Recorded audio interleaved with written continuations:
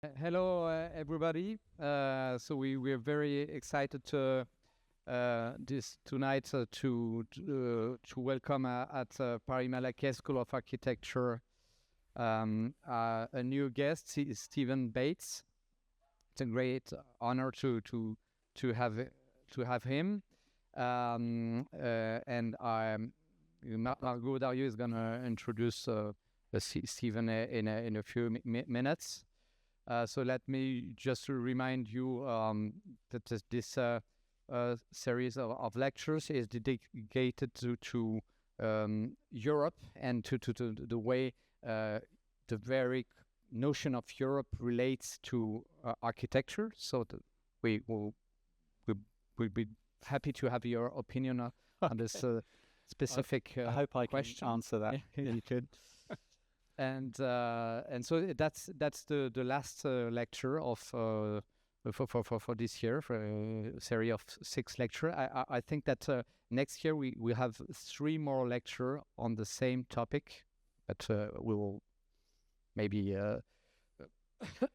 tell a bit more about this in a few weeks. And thanks to Federico Ferrari and Pascal Richer for having organized this series and to have this idea. So maybe Margot, now.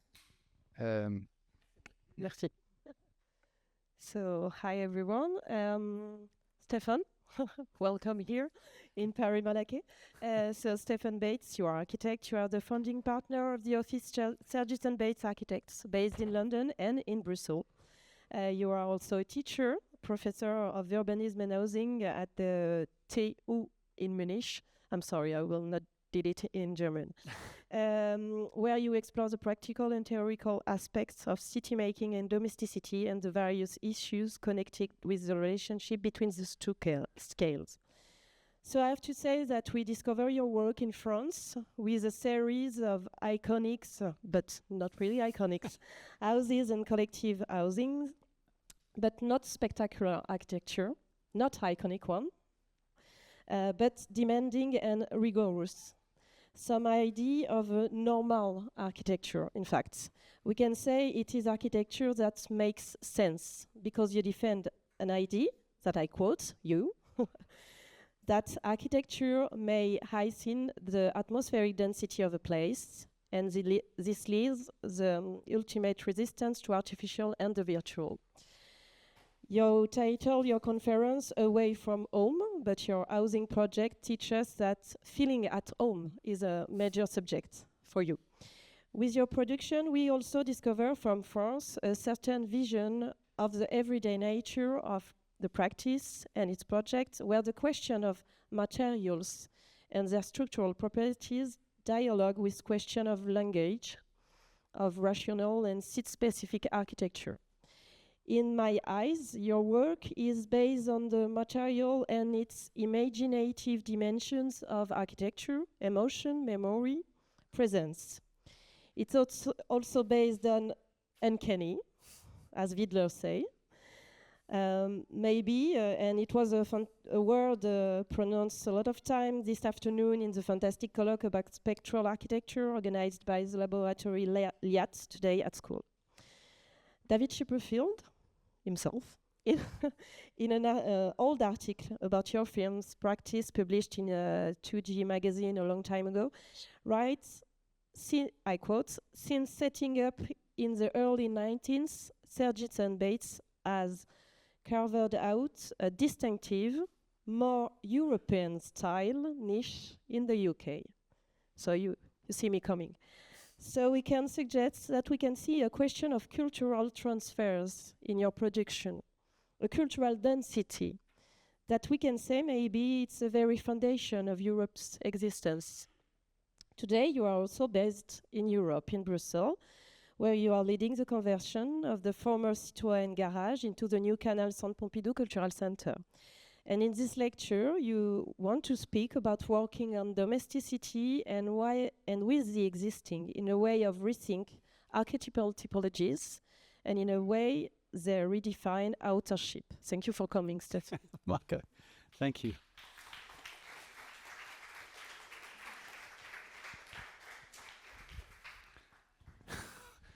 Thank you, Margot, and thank you very much for the invitation. I'm going to sit down because that's the thing, I have to. So I'm kind of close to your level. The lecture that I wanted to offer today is entitled Away from Home, Toward the Public Interior, and it reflects on a form of practice of exploring the public interior as a place of invitation, as a place of public interaction.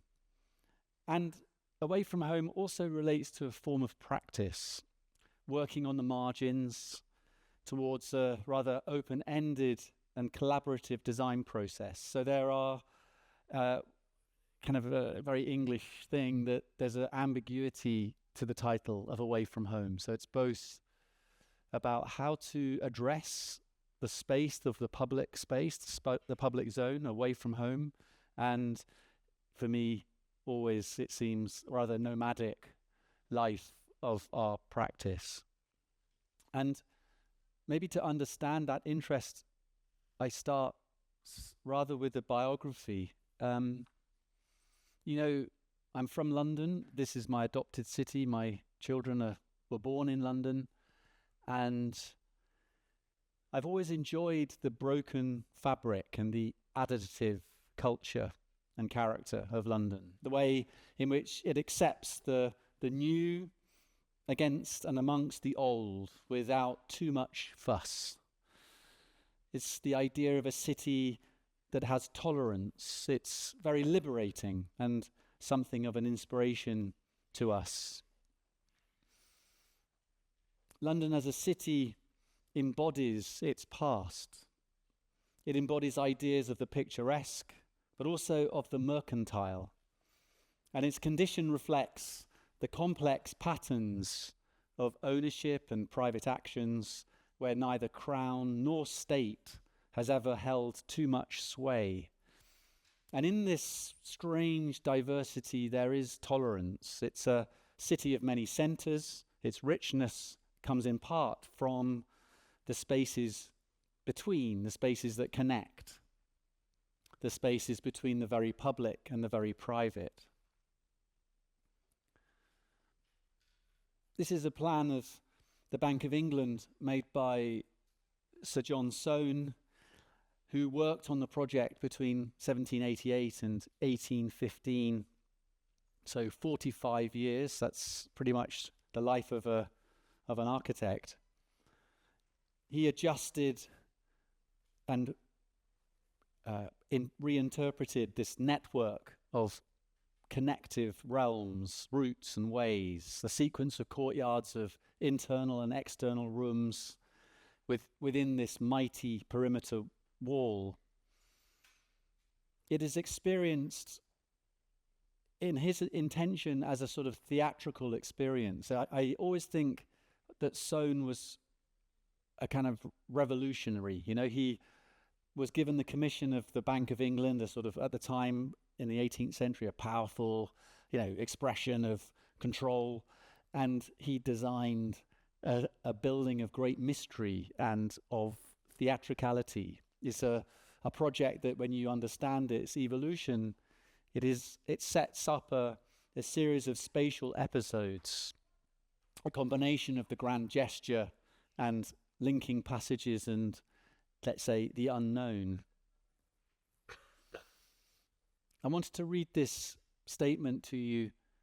Setting ourselves the task of rethinking architecture in the early 1950s, we meant by as found not only adjacent buildings, but all those marks that constitute remembrances in a place, and that are to be read through finding out how existing built fabric of the place had come to be as it was. It, as found, is above all the property of a thing, not the thing itself, and not the activity that produced it. A statement very typical of the Smithsons, somewhere between kind of poetry and critical observation. Architects who were increasingly influential on our early practice, a way of how to see the world, in a way, how to see architecture, how to pitch, how to pitch yourself as an architect. And from the very beginning, Jonathan Sergison and I understood that our practice was European thinking. But being English islanders, we found ourselves working on the margins. We were combining research with writing and building, which is a very un-English combination. Whether it was the small community of architects we knew and talked about architecture with over a period in 1993 to 1994 under the title of Sunday Papers. These included people who are quite well known now: Tony Fretton, Adam Caruso, Peter St. John, Jonathan Wolfe, Mark Pimlott, Irénée Scalbert, the artist Brad Lacour, a sort of funny group of people who none of us had any work, and we met every Sunday morning for 1 year and a half to try and work out a position, both for ourselves but also in a way this small community. But we were also working in Europe on competitions, making study trips to Switzerland, to Portugal, to Spain, to Scandinavia. We were making friendships and relationships. It was a small, and remains a small but very connected world that goes beyond boundaries and borders and generations. It's linked by fine threads that demonstrate a kind of shared interest in place, in craft, in ideas. And with success of many of that group came this rather marginal relationship to place, to culture, to language. But from my personal point of view, writing emerged as a very important part of practice, not just to record ideas, but also to speculate.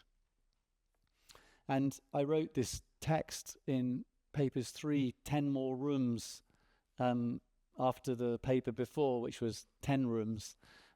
The 10 rooms were actually about domestic space, and 10 more rooms began to contemplate the condition of the public room.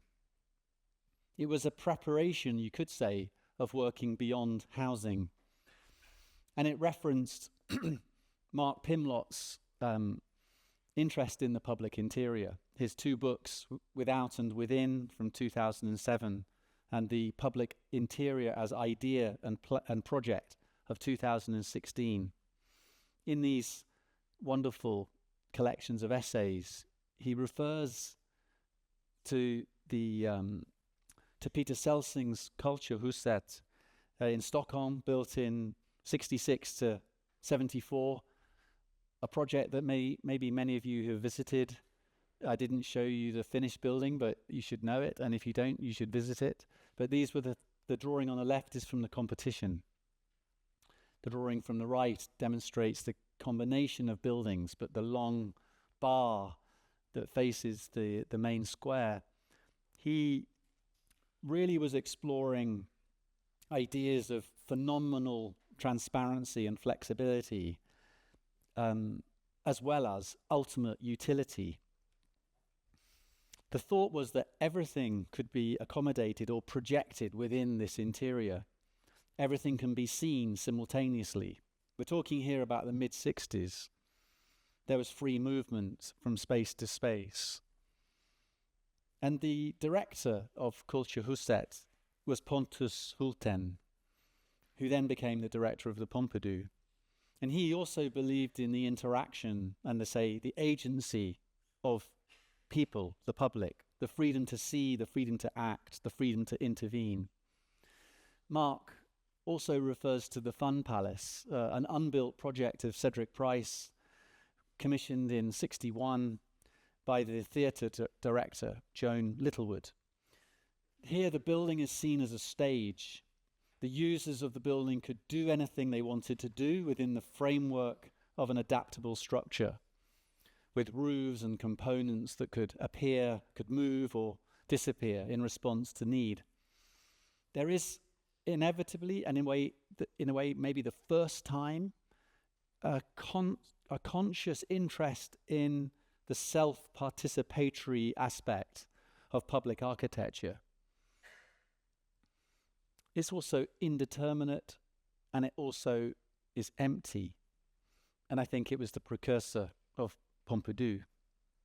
And the third reference that holds importance both in Marc's writing, but in a way what I take from his writing, was of course Cesc Pompei of Lino Borbardi from 1977 through to 86. Again, these projects are 10, 15-year projects. This is extraordinary how she managed to change and to charge a collection of existing buildings by the reuse and indeed the misuse of what existed. Emptying out, creating clearings, enabling routes that could be claimed, could be reinterpreted and put to new uses. It is an architecture of simple structures that the new added work is simple, gives the impression that almost anyone could build what is added. And yet the factory, as a consequence, is transformed from a place of work, and you could say from a place of oppression, into one of social interaction. And I think this project led to the Tate Modern of 2000, but also maybe to Frac of La Coton-Bassal. They both, all these references show the transformation of a structure of necessity into one that has represented a freedom of use, of movement and association. You could understand it as a sheltering structure given over to new uses, behavior aligned with a feeling of clearing in which public life could be made anew. You know, when I first came across these references through that writing, we were concentrating on housing. I always thought that they would become important when the time was right. You know, Marc asked this question, what is the public interior? From my notes, I was writing, it's about freedom, it's about wandering, it's about lingering, it's about doing nothing. It's about limiting consumption. It's about raising consciousness of oneself in the world with others. Indeed, museums as civic actors, cultural resources and places where architecture mediates the encounter between citizens, and society. In a way, suddenly a museum is much more than just the repository of history or the repository of art. And I feel we can all appreciate and experience the way that architecture can reinvent the museum, but not only as a place for art, but as a stage for the city itself. And certain themes emerge from that idea, one of agency, one of porosity, and one of representation. Agency being the capacity of architecture to act, to initiate, and to empower others. Porosity to render the museum infrastructure public and accessible. The multiple uses of spaces allowing an appropriation of space. And representation means the architecture as a means of communication. What does that mean in the reuse of a building? That the original, let's say the conventional ideas of architectural representation are not so valid. And I feel that these three themes are encapsulated by a broader idea of layering. And I'd like to quote Alison Smithson again. Our conscious concern since the mid-70s has been with an aesthetic of overlapping and grids, because we believe there is space for illusion between superimposed layers, the place for the activities and interpretations of those who occupy it. In other words, she is indicating that through layering there are spaces between, just as I described the spaces of the city that we can all experience. They're places of tolerance and they are also informed by temporality. And so I wanted to show you 3 projects. One, an unbuilt competition, one, a project which is soon to go to site, and the third, the KANAL project, which will be completed in November.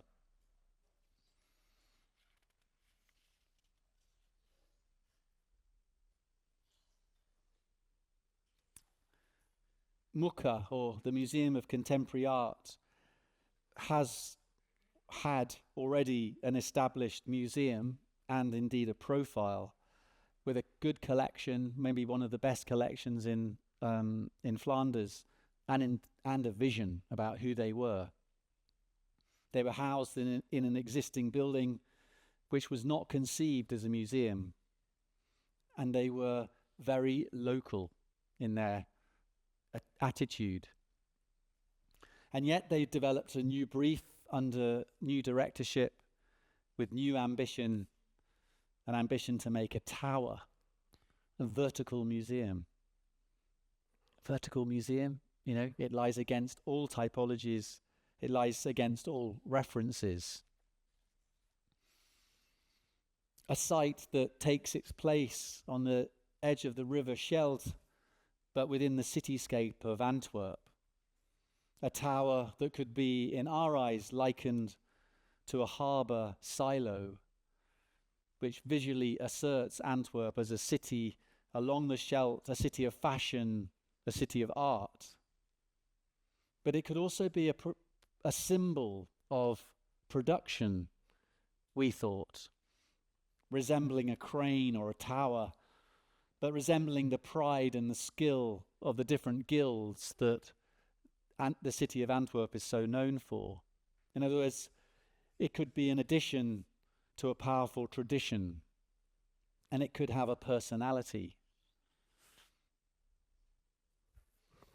In 1975, the artist Gordon Matta Clark created, on the left-hand side, Day's End, by illegally cutting large sculptural openings into an abandoned industrial hangar on Pier 52 in the harbour in New York City. An office baroque on the right-hand side of 1977 was the result of an international invitation by Antwerp to create a similar project, but in an empty office building opposite the city landmark, Het Steen, which is like a castle. And after Matta Clark's premature death in 1978, a foundation was created to save Office Baroque. And while the building in the end was demolished, the donations collected from artists for the foundation to save it formed the basis of the MHKA collection. In other words, Matta Clark is deeply connected to MHKA. I mean, his work, as you know, or if you don't, you should explore it, is about cutting, but it's about connecting. The plan that we propose in MHKA was also about connecting. It was built on the ground, the building bridges, 2 parts of the city, the River Scheldt on the left-hand side and the South Park on the right. It is porous, it's accessible from all sides. The public space flows in and out.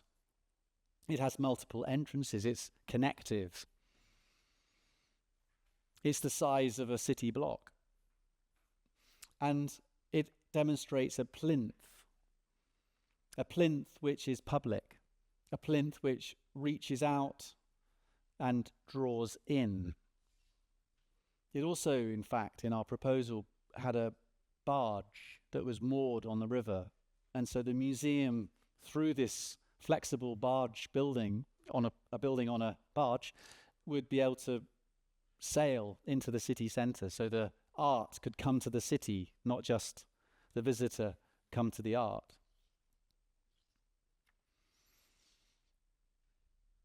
This is a place, we thought, that opens itself to the city. There are no thresholds. So unlike the traditional museum that sits on a platform, the ground floor of the museum is at the ground level of the street. It offers a generous exhibition hall, which we call the hangar, a spacious public hall where everyone is welcome, a space which is both for production and for presentation.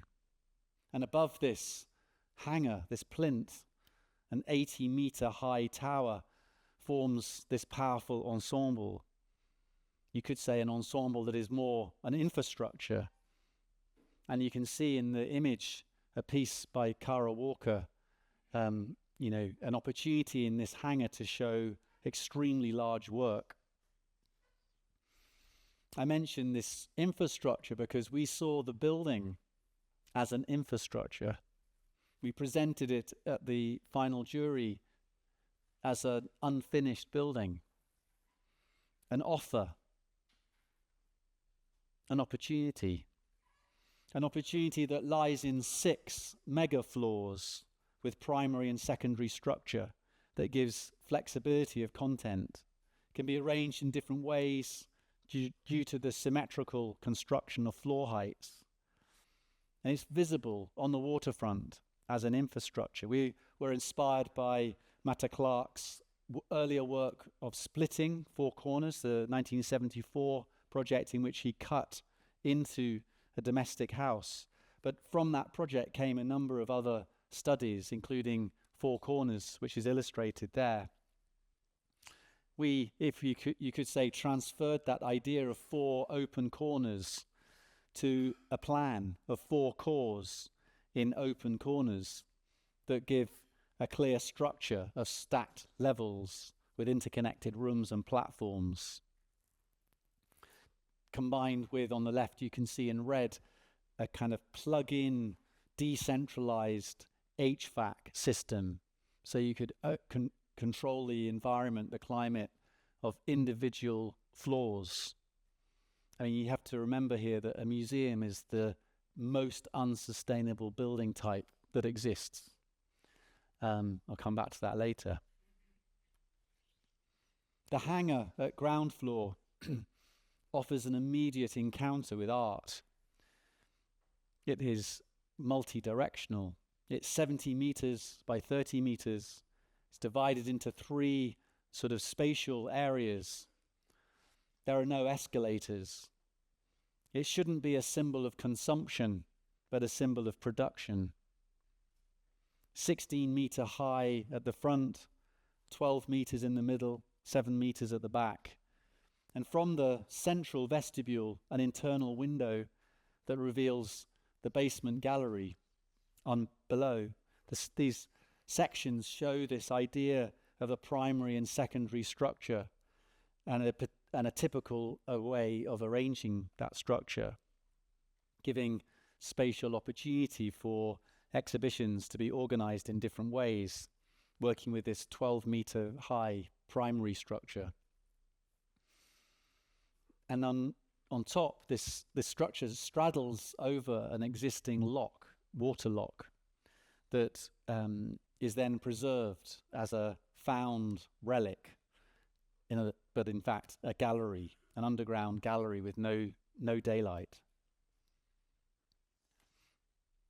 In this sectional perspective, we sort of poured the brief into the structure, poured the program that was offered at the competition, because we knew it would change. We felt the building was too big for the museum. The ambition they had was unrealistic. So we demonstrated how their brief could be could occupy the structure, but we also revealed and prompted other ways of using the building alongside a place for art. You can see the auditoriums which are stacked on top of each other that all form part of a journey, a route, with at the time, the permanent collection, which is their most treasured possession, on the top of the building, and the temporary galleries above the auditoriums with sort of overflow spaces between. So on the top 2 floors, we were presenting these kind of shell-like spaces.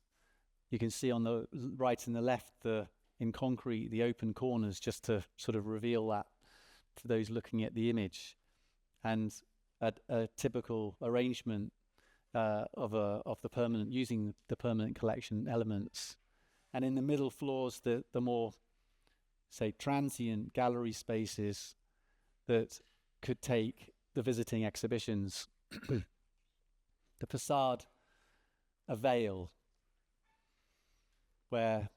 which grew out to create overflow spaces and open corners in the staircases, places for visitors to pause mid-visit, to reorientate, to meet a friend or so.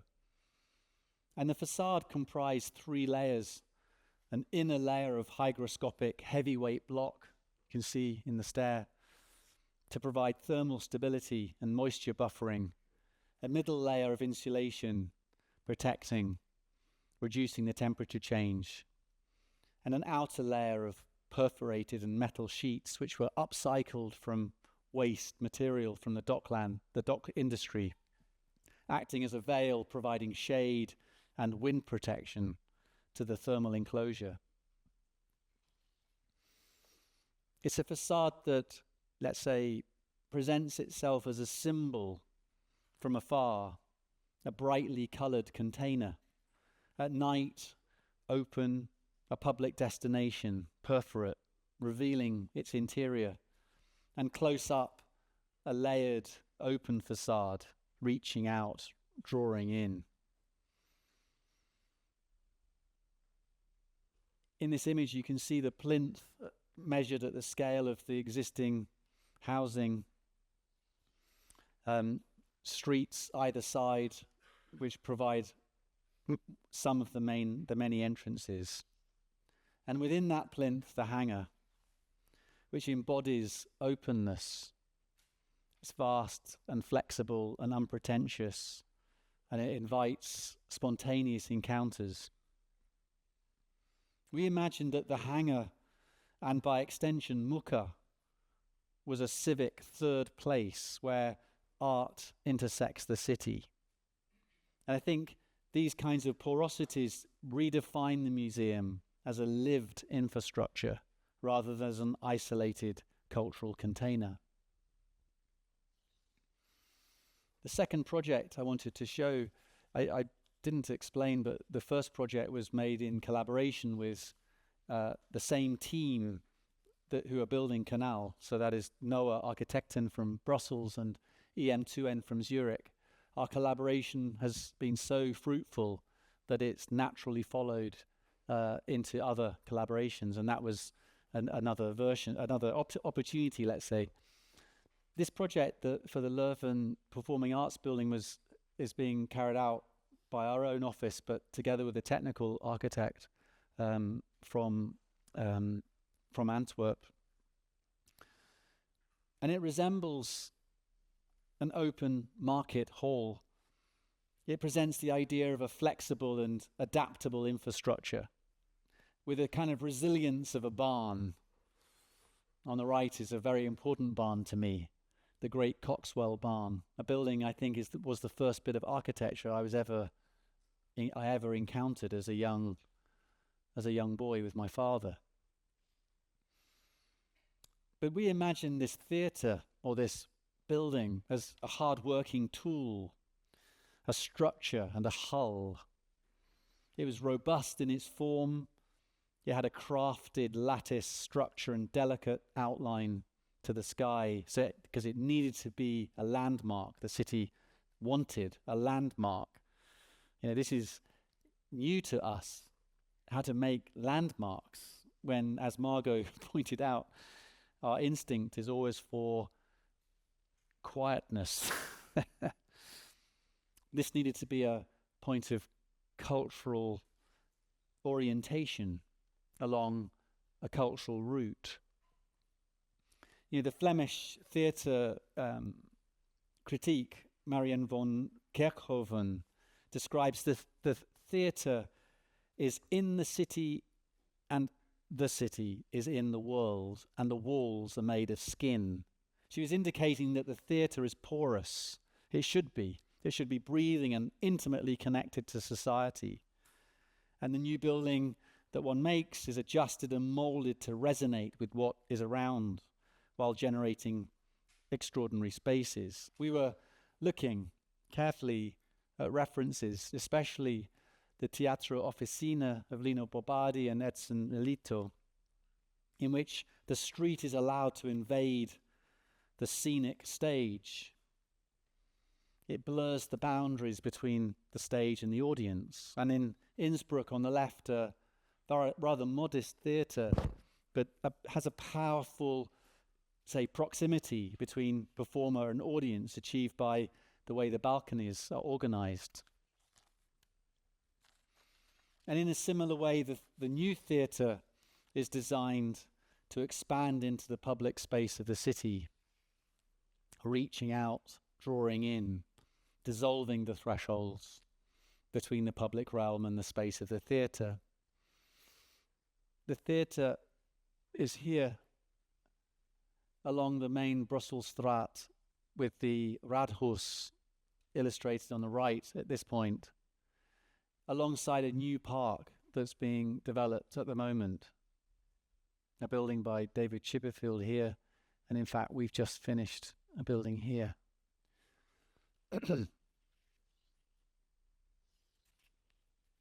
We were really interested in how in this medieval city of Leuven, and ancient university city with many historically religious buildings, monasteries, cloisters, churches, how beautiful they are stitched together into the city. They create extraordinary character through the spaces between, the linking spaces, and we were really interested in how we could extend those spaces from this Romansport monastery. This is the theatre here, and an adjoining housing development with an existing building here, an existing church.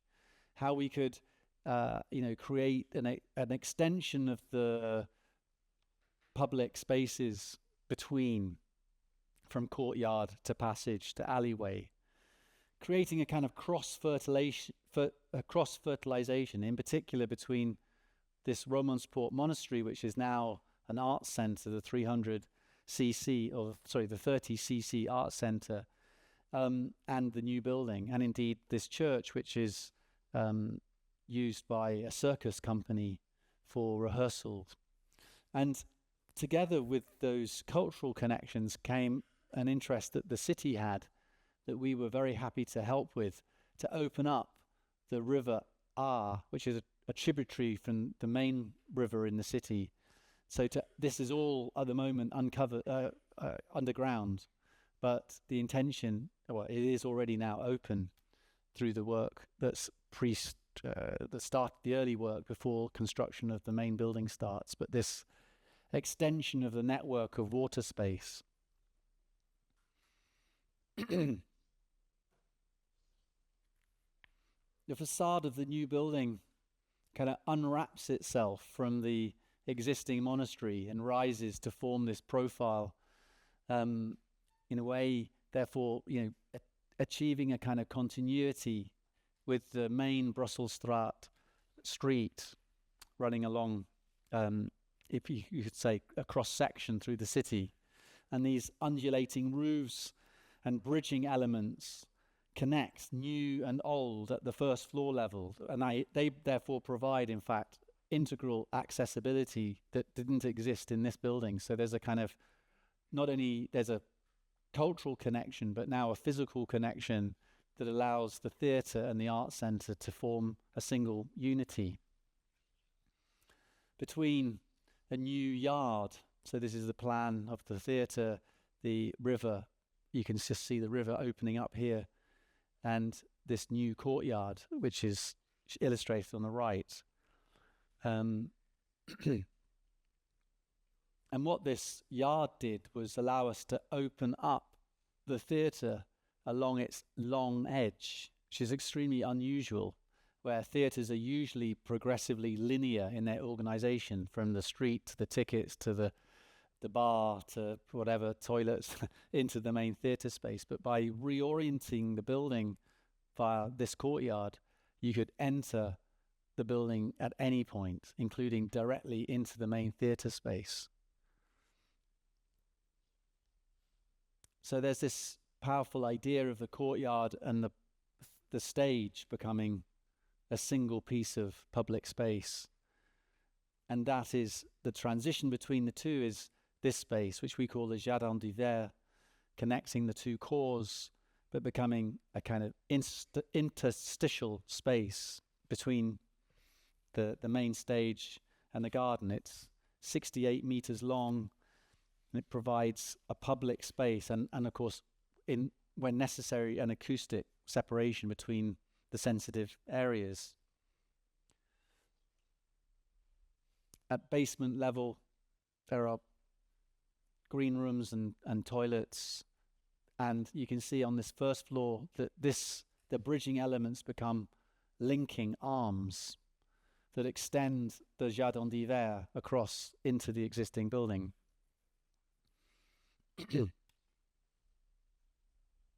So this is the Jardin d'Hiver with the courtyard on the right, and this connection at ground level and at first directly into the theatre space. It acts kind of as a foyer, but it also can itself encourage performances and activity that both are directed directly towards the outside or as part of the interior. And the hall, a great lofty hall that boldly expresses its architectural structure, exposes technical infrastructure, and offers full artistic potential. It's an event space that can be much more than a place for theatre, a place for a book fair, or a club, or a gathering, as well as a traditional theatre condition.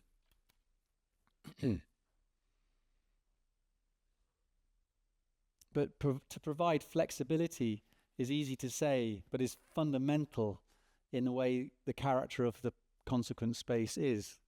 Because if you are able to have a travelling performance of Jesus Christ Superstar, or a gig, or a chamber orchestra, or a play, all in one space, those of you who will know that that acoustic requirement is fundamentally different. So to make in a fundamentally flexible space, we actually had to create an artificial environment.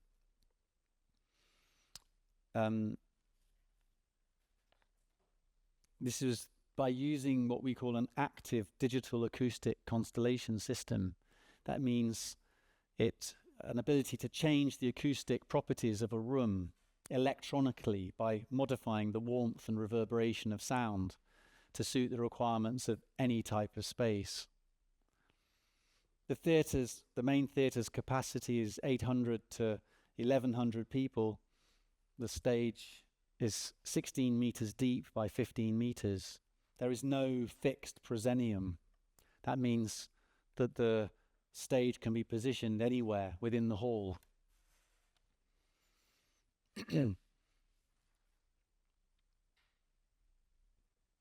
But we imagined the building being used, we designed the building primarily for a end-on organization, and then, let's say, proposed what modifications you'd need as you moved the theatre, as the performance is required. Here, a sectional perspective that shows the main theatre space, but shows this sort of labyrinth or cellular structure of rooms. A second theatre space I'll show you. And on the ground floor, what we call a live room, a shop front to the venue, a place of invitation, a place that, you say, forms part of the public realm of the street. It is as much the community's as anyone else's. It's a space where you can spend time freely buying coffee a bar at night, a place to work and log in for watching activities of production. And above that, the second performance space of 400 seats with a large window overlooking the city that can also be completely closed off. And this space connects directly to the Jardin d'Hiver at the first floor level. And above that, these other rooms for rehearsals with a sprung floor, for a dance floor for the circus group who are going to use this building, and other multi-purpose space in the middle at the top with a bar, the green room at ground floor on the right, all connected by these two cores. We understood that this was about a building within a building, and the concept of the facade was about two layers, an outer layer, like an outer shell of glass, and an inner shell of masonry, providing protection against noise from inside and outside. There was, in a way, a third, more flexible layer of curtains, which you're adding on the inside. It's a layered concept that ensures an appropriate and specific solution can be provided for each part of the facade with respect to the various technical and aesthetic requirements. But its face to the city is a delicately fluted glass facade with metal profiles that unfolds across every surface. You can see a working model that illustrates that kind of shifting of the solid against the transparent. So within this singular form, there are other forms that you begin to perceive at different times of day and at night behind this kind of veil. And on the top, that you can see in this model, a roof terrace, publicly accessible directly from the courtyard, or through the building. You enter into this mesh, this sort of framed space that provides some sense of protection and framing views over Leuven, and also supporting a digital artistic installation. The final project I wanted to show you was this ongoing project in Brussels, the KANAL, we call it, but the Modern and Contemporary Arts Complex.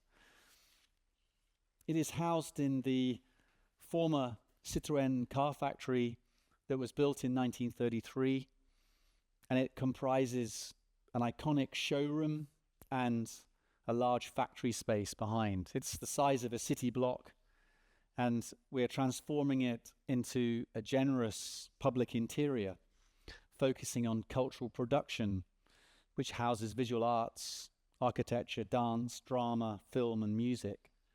KANAL is an exemplar of reuse, and the Citroën garage was our starting point.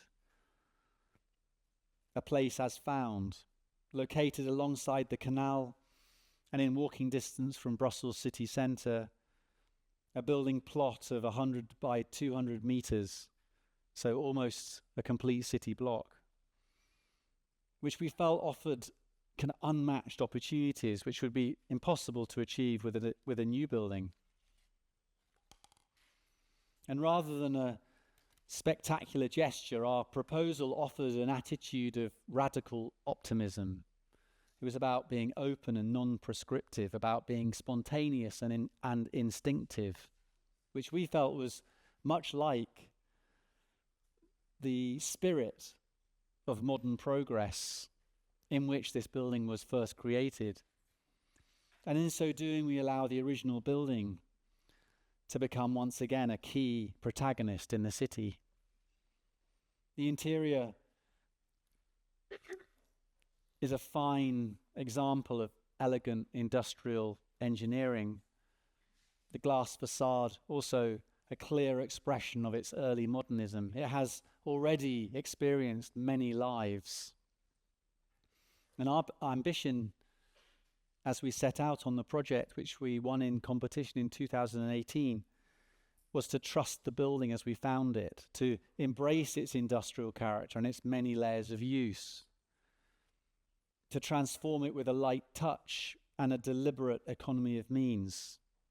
But to add as much as to take away, it needed new elements. It needed to transform from something existing to something new. It's an attitude that led us both conceptually and in detail and in every decision. You know, this first visit to the building, as you see it here, with its cloud-like roof, it was extraordinary to experience such a big building made of very small elements.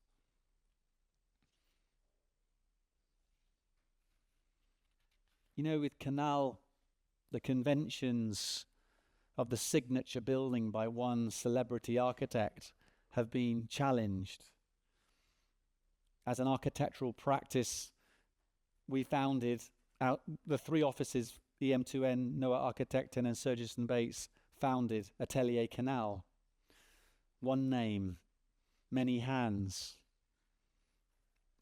responsible for both the architecture and the interiors. These were delivered with a generous sense of shared authorship.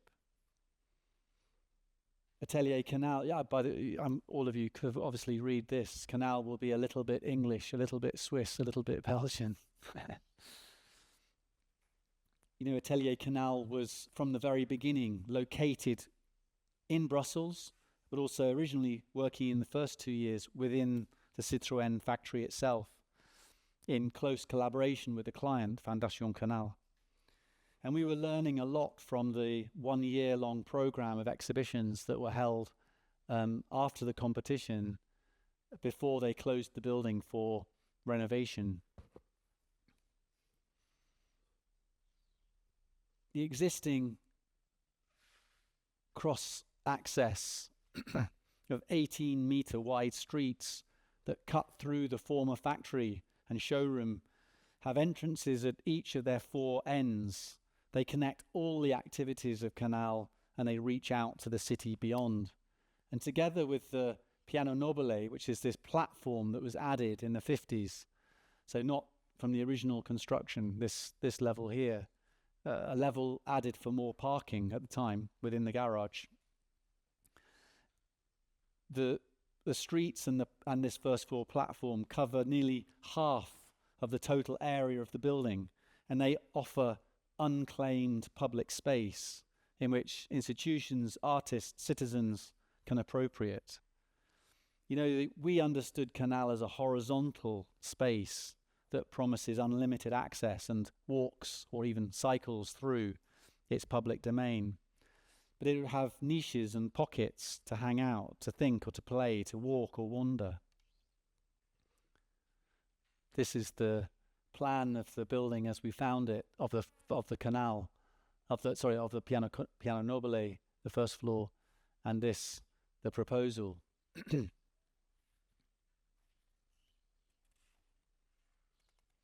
The museum is not only a new international beacon in the city, but above all a meeting place for the super diverse neighbourhood and the city in which it forms part. For example, the ticket office is not the first thing that you see. Visitors can wander through the building via the wide streets, designed as a continuation of the surrounding urban fabric. They can naturally flow up the existing ramps to the first floor, to read a book, to do their homework in the library, to meet with others, to sit down somewhere. We call it a third place, as was originally formulated by the urban sociologist Ray Oldenburg in his 1989 book, The Great Good Place. This refers to a public space where people spend time other than home, which is the first place, or work or school, the second place. The third place is a familiar place which doesn't have the necessity for consumption. It invites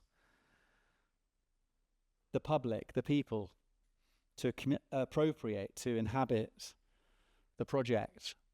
45% of the project is completely free, open to the public. Only the galleries are ticketed for exhibitions. So this approach means that the museum is no longer belongs to the curated art, but becomes part of the city. We enjoyed the way, therefore, KANAL departs from the traditional museum, offers instead a place of civic gathering. Oriented towards the city centre, the iconic former showroom, which is a 24-metre high glass and steel structure, is pretty much restored. It was the symbol of Citroën. It's known by everyone in the city. It now becomes KANAL's public image. It is, as we described it, a new stage for Brussels. We restored and transformed it to give it a sort of similar grand urban interior character that it used to be. And large sections of the ground floor can be opened up with guillotine windows to allow the new Saint-Colette Square to flow directly into the building. And most of the time this space is unprogrammed. It is in the end a public covered square open for installations, performances, etc. And as this existing car factory with its thin shell could never meet the structural, climatic or acoustic performance of a high-end exhibition space, a brief written by Centre Pompidou here in Paris, we add 3 new houses which are inserted into the expansive volume of the existing structure. Here's one of them prepared. One accommodates shared uses that we call the rassembleur, such as auditorium and offices for the theatre, for the institution. Another, the KANAL architecture, which is formerly the SIVA Architecture Museum, and the third, the new Museum of Contemporary Art.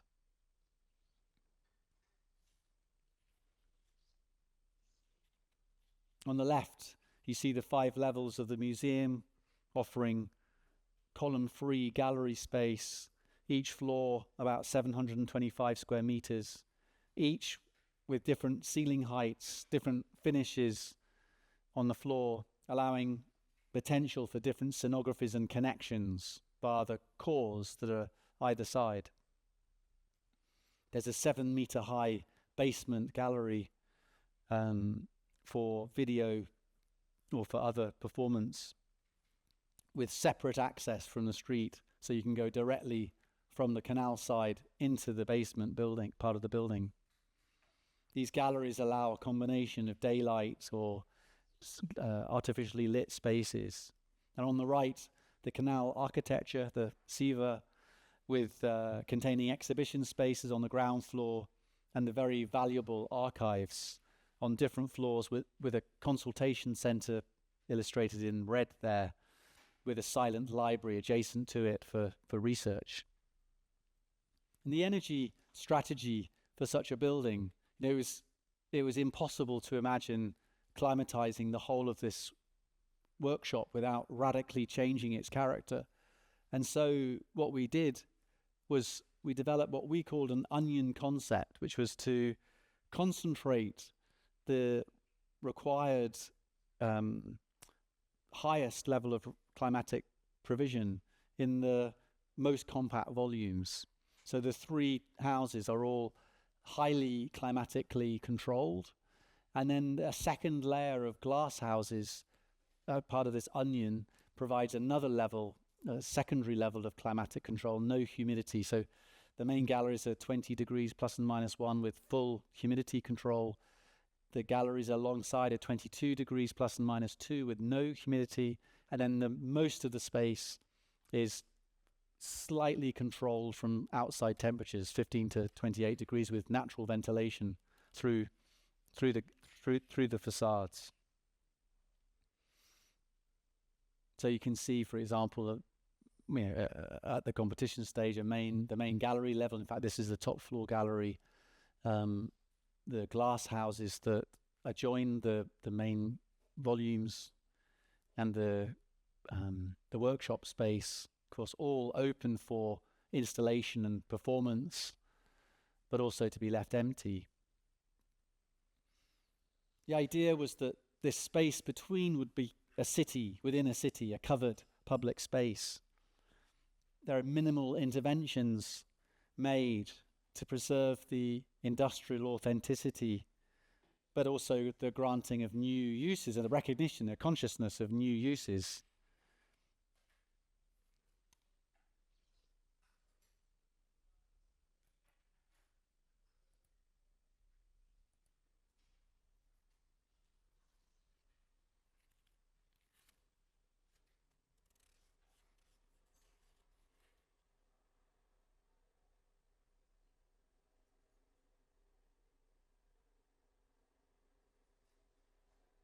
This is the scary AI. You'll see a few people kind of morph into different people if you watch carefully.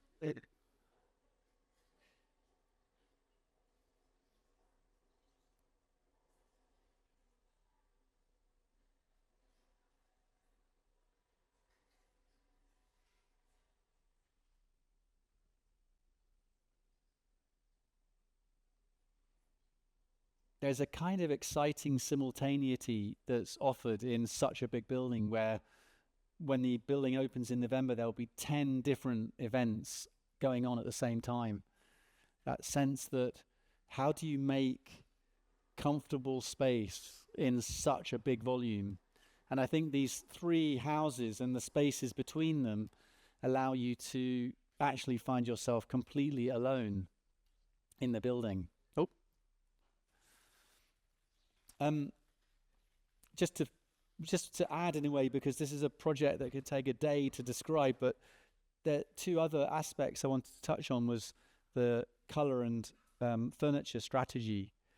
They really were part of this open-ended collaborative process in which we then developed the colour concept, collaborating with artist Sarah Smolders, and indeed the bespoke furniture system. But the color strategy starts with an idea of the floor. This is the final layer of 3 different layers that the floor is painted that trace and reflect the various patterns and colors indeed that have been applied on the floor over the last nearly 100 years. And the intention is that that they will wear away because it's floor paint. Certain areas will wear away, and what you'll see underneath is the layer below that. So there's a sort of conceptual idea of the traces of the past applied within the floor space. And then while our original intention was to just brush the structure, we then discovered with tests that there was chrome 6 in the paint that could not be exposed to the public. And so we were shocked to have to decide for the decision to strip the colour, all the paint off the existing structure. And that led to a collaboration with Sarah Smolders to develop a colour strategy. And that started by a documentation of every single element in the building, understanding how it found its different coloration. An extraordinary horizon layer was discovered where workers were told to paint parts of the building so you could allocate the parking of cars, and they would just paint as far as they could reach. And if there was a step, they went higher. All of this was documented. All the paint colors were recovered from the existing building, and all the new colors are existing colors. There's no new color. New colors are the old colors, but put together in different ways. From her sketches, a very elaborate schedule and of definition of how to approach the color application of color was then made. And in the same way, we developed a furniture system for all the furniture in the building, together with Open Structures, an interesting office in Brussels, who defined a template for working within a 4x4 grid. And they have also very interesting ideas of non-authorship. They don't design anything, they offer a kind of network in which visiting artists and architects incorporate. So we chose to join that network and developed a system based on the 4x4 grid. You can see it maybe on the background of the screen. And with a very few formed elements, we were able to develop the language of all the furniture, which can be made and adjusted within a workshop in the building. So many of these pieces will be dismantled and changed as needs must, but they start as a collection of pieces, some with wheels, some without, but all made of very small parts, and all in a way finding their own representative value. We developed further collaborations with Chevalier Masson, designing the curtains, with Jan Minne, designing the inner mist garden within the Rassembleur building, and with Cartilage Leuven for the wayfinding and the signage. So the building becomes a sort of forum for ideas and shared ambitions. And that idea that position has extended, in fact, even beyond this, to the commissioning of other designers for some of the smaller installations, the reading room, the bookshop, the restaurant, the brasserie, the cultural market, and a children's playground also by other offices. This is a building that is big enough to hold a lot, nothing like, in my opinion, it holds the idea of the 21st century museum, no longer the work of one hand, but by definition, the work of several hands, guided by the vision of the original canal project, the client also Fondation Canal. And it's a process that's intended to continue after the designers have left the stage. These pictures taken a couple of weeks ago that show the top floor gallery with a loggia that overlooks the city. This is on the right-hand side a view of the street at the entrance. The left, a glass house. You can already see the painting of the floor showing these delicate traces of spaces that used to exist, and the basement gallery with its two massive turned columns, 5.5 meters to the underside of the beam, 7 meters to the underside of the ceiling. And I finish with this image, which I feel encapsulates the project and encapsulates this idea that I started with of layering the new with the old, a kind of sympathy and balance, a sort of democracy of all the components, all the ages of the building to form a new whole, that not one is dominant over the other, but they become a kind of a mesh, a lattice, a layering of spaces between that can be appropriated. Thank you.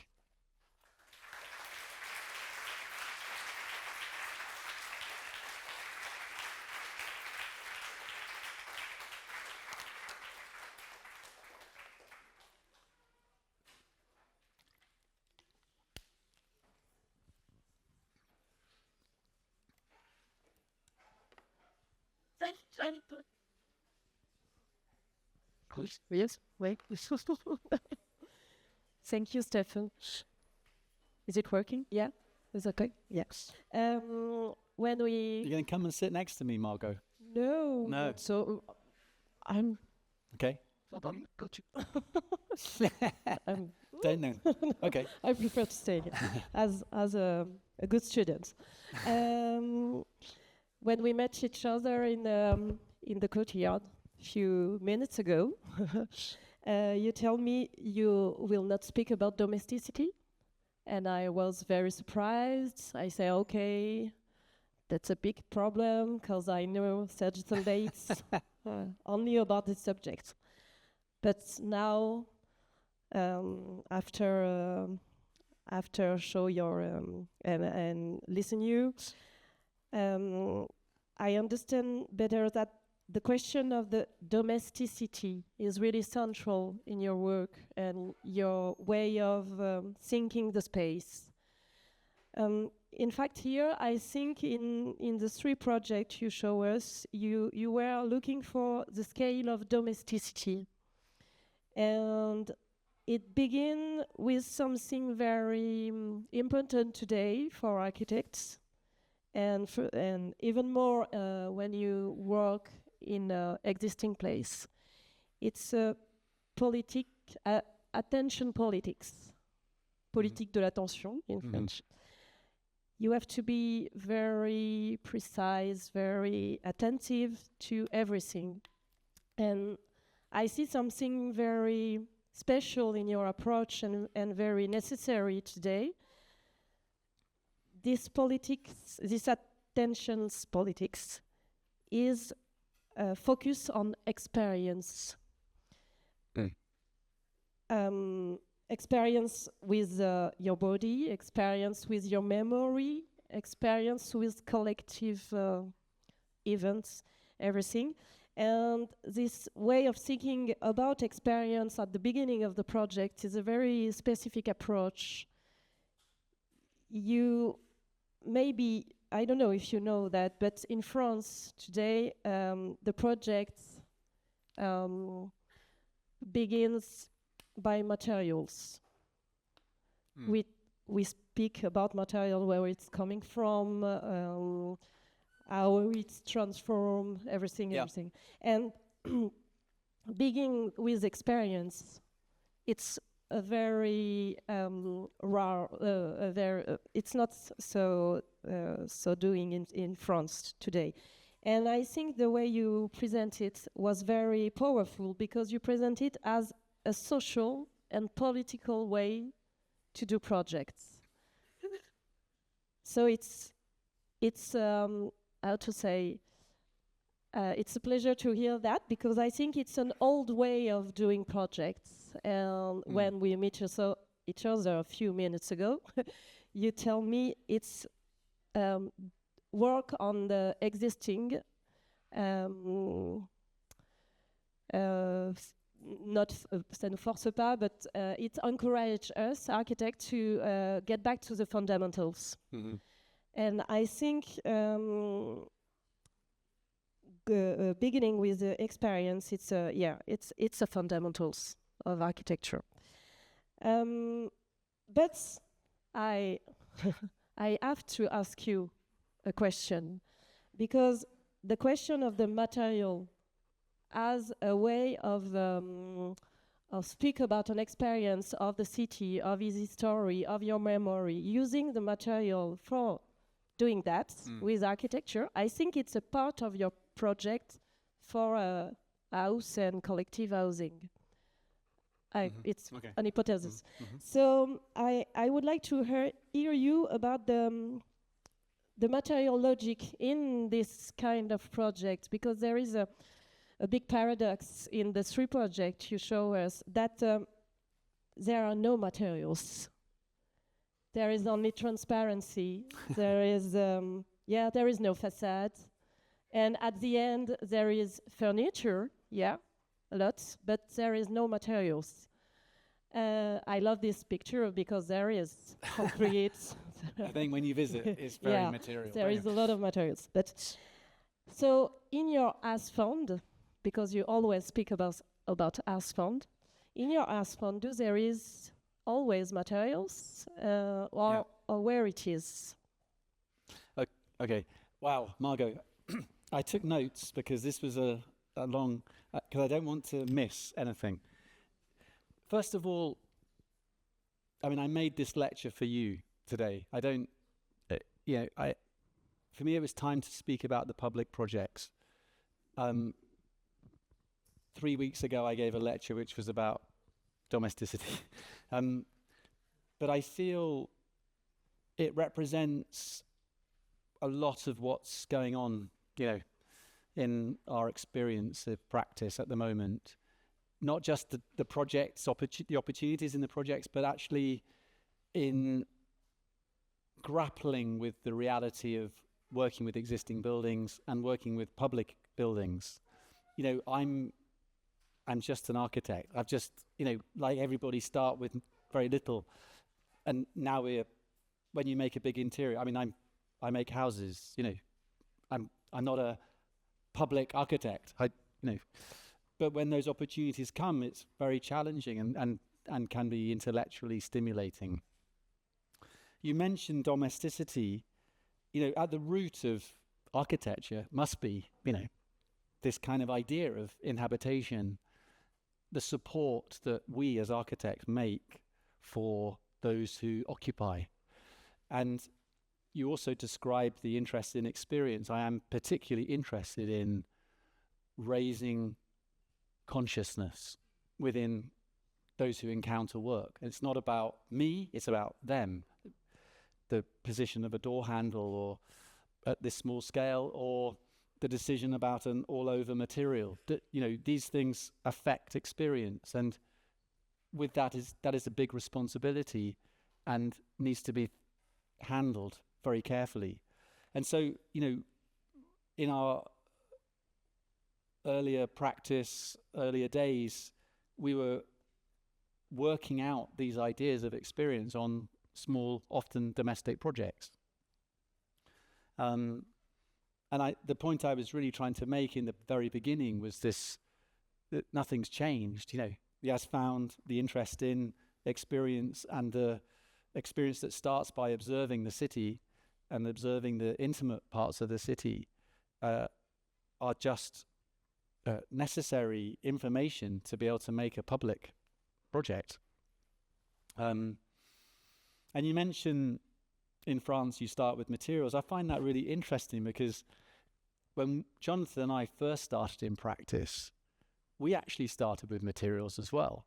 There was no money on the projects, but we were very interested in, as influenced by 1960s minimalism, working with industrial produced material like plywood or cement panels, and we would sort of know that we were working with that material from the very beginning, and so we would find some kind of answer in that material. And there was a shift, I remember exactly, where we made a competition in Bornholm in Denmark for an art space, a museum, and suddenly it was freedom. You didn't have to design lots of windows.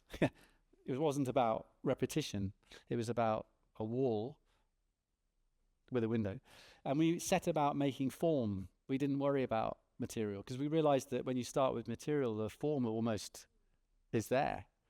So we sort of wanted to liberate ourselves to make our first public building away from material. So we sort of we said, we don't know what the material is, but we just started to shape the project. And in fact, it started to become sort of art, strangely, these sort of smokehouse towers. And then it became brick. But it was a really good idea to use brick. A small material can make extraordinary shapes. So we started with material, and then we kind of moved away from that. And of course, with experience, your repertoire increases, and we feel more free but material is still fundamental. And I can tell you that the experience of any of those, well, at least hopefully 2 of them will be finished and built. They're very material internally, but they're presented without much fuss, Oh, later, yeah. I just wanted to also say that this topic and this lecture is also grappling, as my teaching does, with a new level of uncertainty that I think we are experiencing as architects. It's not just the uncertainty of the economic upheaval of certain political leaders in the world, with war, with the difficulty of material movement and the cost of things, but it's actually the uncertainty that comes with an emphasis on reusing what we have in front of us, where that becomes an imperative, not just you know, almost I believe it should be anyway, a kind of starting point. But with that comes a challenge to the conventions of architecture that we've all learnt, the ideas of proportion and the ideas of knowing the detail and knowing the material beforehand. I mean, we're working on a project in the moment in Hasselt where it's on site and we still don't know all the materials in the project because it will depend on what we can find and recycle from various parts of the area. And so this uncertainty, I think, challenges all of us to ask, where's the architecture? You know, what is architecture? So I find the public projects are also really, that is full face kind of issue. And then you mentioned transparency and no facades. It sounds like I'm an ultra-modernist architect. Well, of course, I spent most of my time denying that modernism was very helpful. But, of course, it was there, and we're all part of it. But I mentioned the culture Huset, you know, Peter Selsing, who, you know, was not a kind of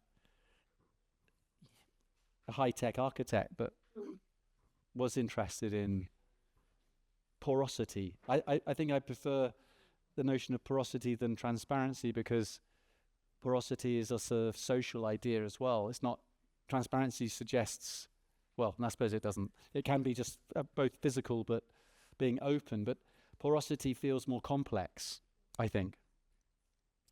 And one thing's for sure, you know, these ideas, like any good building, needs to be complex. It needs to be layered, you know. Needs to be understood at different levels and new things discovered on different encounters. So that was my answer. Perfect. Beautiful answer. Thank you. Whatever the question was.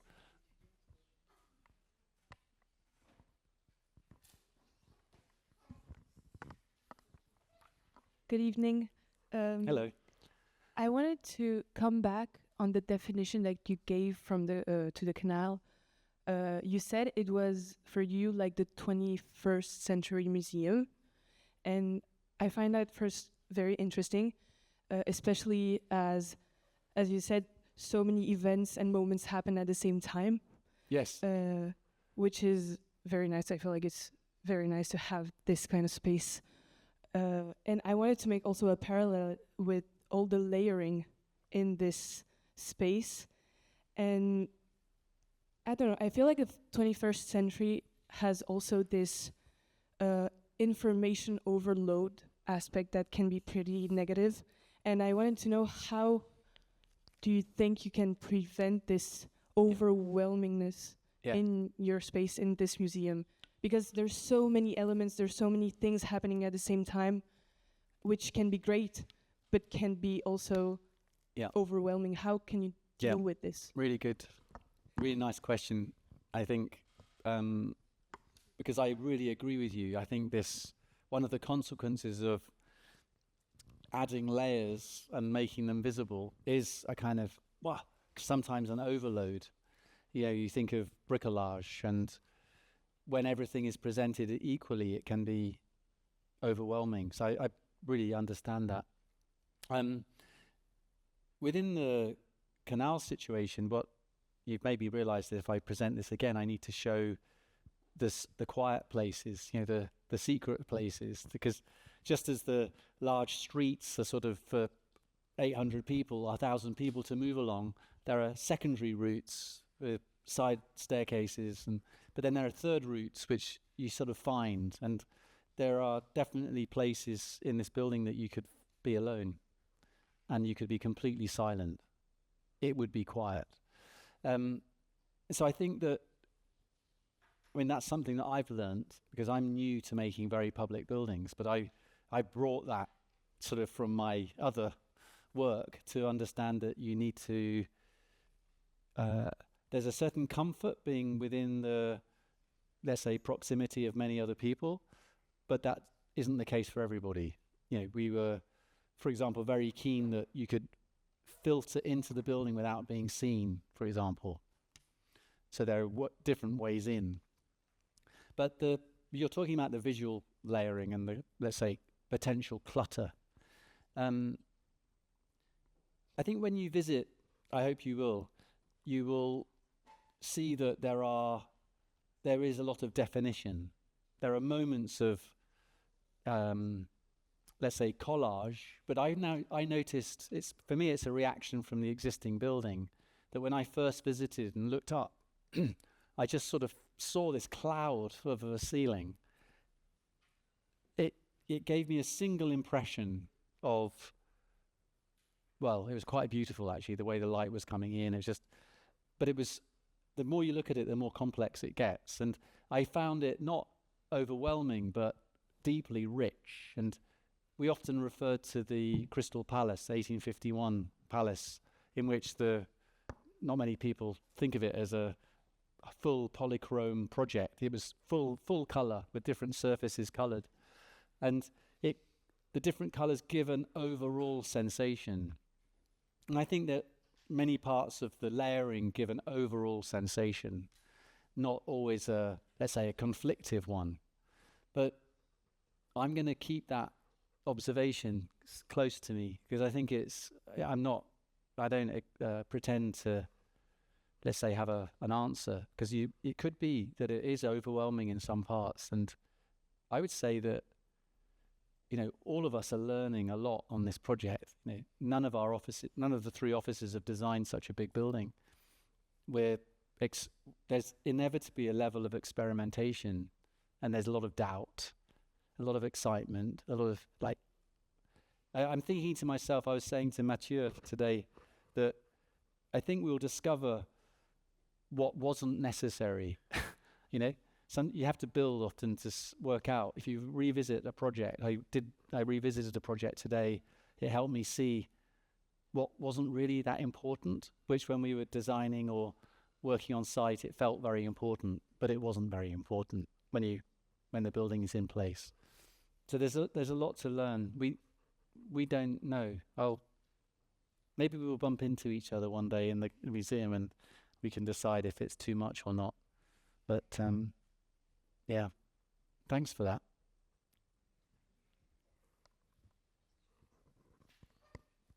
So thank you very much for the presentation. I wanted to go back to when you were speaking about a concept of threshold, or rather the lack of threshold. Sorry, could you say that again? I missed that. Yes, sorry. Do you understand me now? So I wanted to go back to when you were speaking about the concept of threshold. Threshold. Or rather the lack of threshold in your buildings. Well, I really appreciate your work, because I feel like it's so beautiful the way that your buildings open to the sky, to the city. You create spaces of continuity, of fluid circulation. However, I find your buildings particularly striking in an urban landscape. And so I wanted to ask you, where do you draw the line between continuity and contrast in your buildings? Mm-hmm. Because I feel like there's a lot of play right there. Yeah. I mean, now another really nice question, because threshold is a complex thing, and showing 3 projects which were consciously exploring the removal or the blurring of a threshold doesn't necessarily represent everything that we do. I mean, it was an appropriate strategy in these 3 public projects. I'm equally interested in very defined thresholds, understanding the containing of a space. And so when you say, where do I draw the line? My answer would be, the line is drawn to meet an appropriate task, So for us with the MHKA, the first project, it was really important that the public park just ran straight into this hangar, absolutely flush. I've never done that before. I've never achieved that before. But that's because it really needed to feel like the ground floor needed to draw the public, draw people into the building. But another situation would require maybe the opposite. So, I mean, in the end, it's really, these 3 projects are exploring this idea of porosity. We need to build them to like test the consequences, let's say. You know, usually in our work, we always define a threshold, even if it's flush, you know, the door, the space in the door, we make a different material, you know. And in fact, in most of our projects, and indeed in the galleries in KANAL, we make a 2 millimeter or 3 millimeter up step. So your foot doesn't trip, but you feel that you're walking through a wall. You know, the floor doesn't flow through. You know, it has a rather traditional threshold. So anyway, thank you for those nice things that you said about the projects. And yeah, they're all about blurring the threshold, but our next project might not be.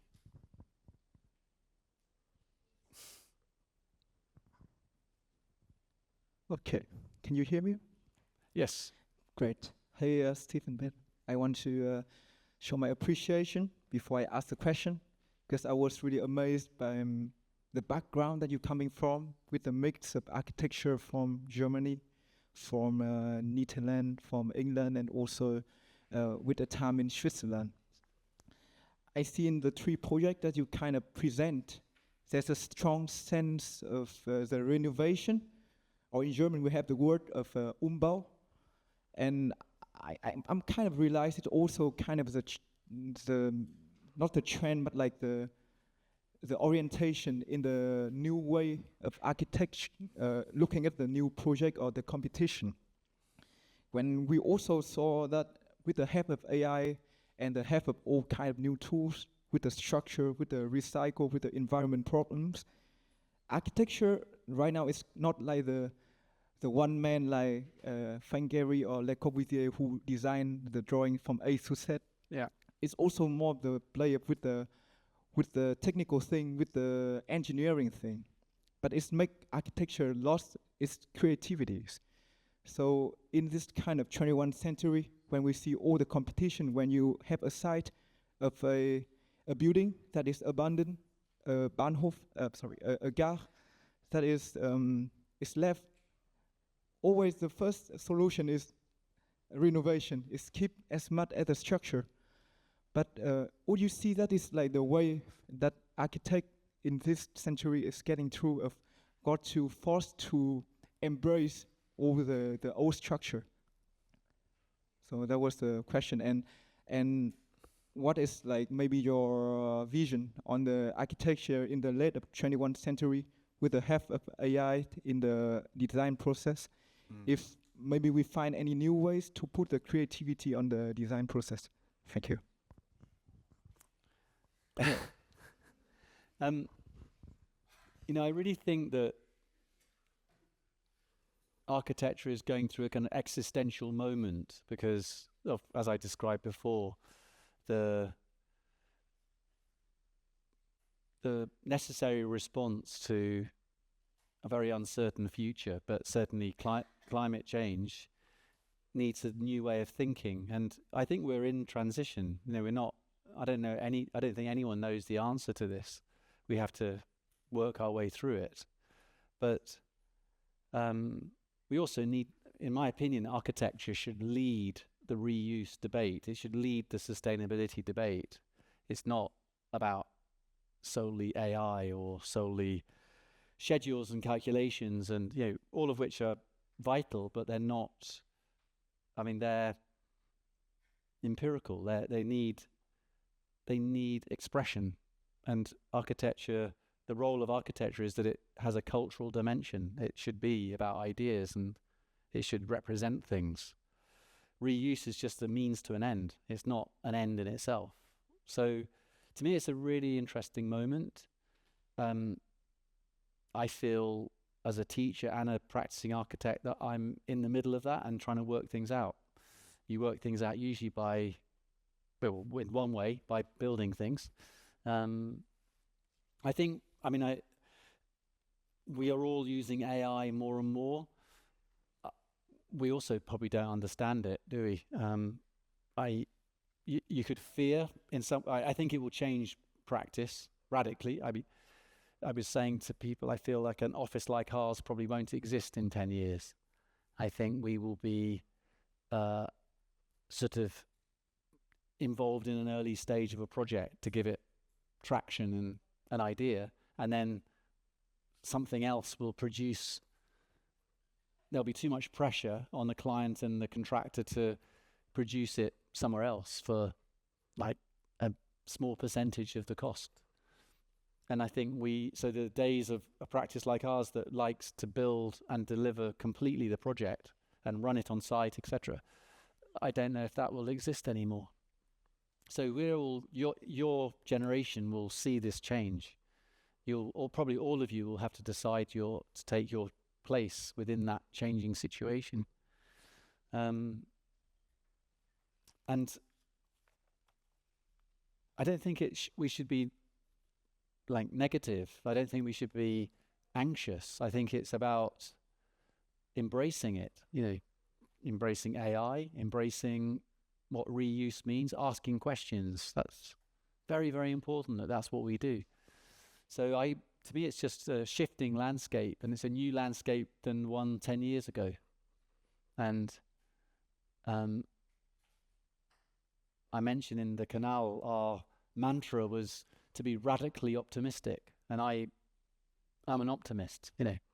I think we should all be radically optimistic, because let's face it, in this rather polarized political and social climate that the whole of Europe is in, we need to be optimistic, because someone has to be.